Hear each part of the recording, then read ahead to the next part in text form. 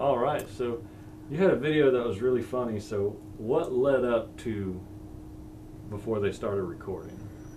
Well, I was finishing up some paperwork and I heard something go clunk in the living room, and I thought the cats, but both cats was laying beside me. I thought maybe my daughter, but she was sitting over in the corner too. Didn't pay much attention to it. Well, a couple minutes later I got up from my paperwork and I go into the living room, and I go from mild mannered, just passing through.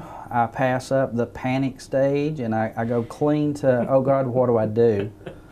And so you saw it there, I guess? It was hanging in there as if it was on TV, but the TV was not on, and that was kind of very sobering.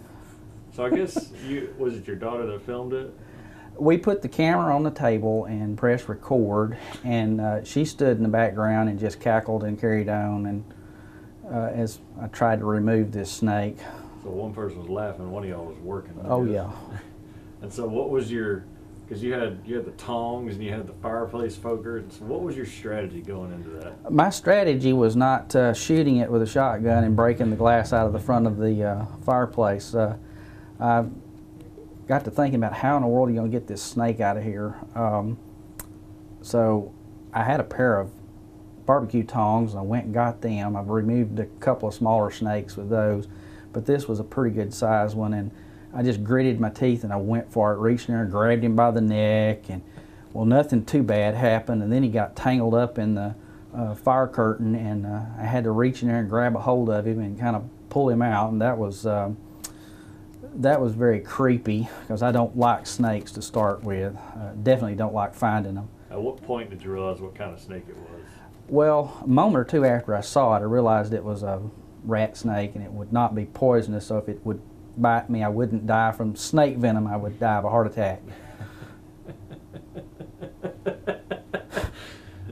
Keep going.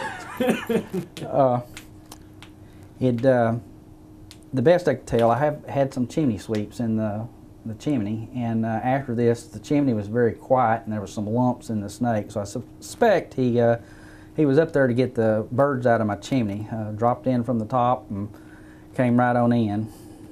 All right, well, now that everybody's seen your video, how do you feel about that?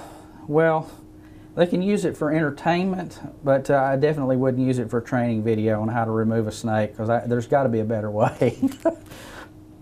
All right. And what'd you do with him after you caught him? After I caught him, you know, he's one of God's creatures. He's not really harming anything. He actually did me a favor by removing the birds. So we hauled him about 5 miles down the road and dumped him out on the side of the road, and he slithered off into the pine forest.